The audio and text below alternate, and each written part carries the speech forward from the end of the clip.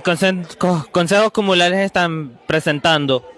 Hoy tenemos a consejos comunales de la parroquia Sucre, tenemos del Paraíso, tenemos de San José, tenemos de Catedral, tenemos también de La Yaguara, Caricuao, o sea que estamos casi las 23 parroquias del Distrito Capital están representadas hoy aquí con nuestros muchachos, con nuestros atletas. Es importante señalar que son niños que cumplieron años o que son de año de nacimiento 2014-2015. Es decir, que tienen entre 10 y 11 años, los que van a estar presentes en estos Juegos Comunales. 3, 2, 1. ¿Cuántos atletas hay en el festival y qué categorías?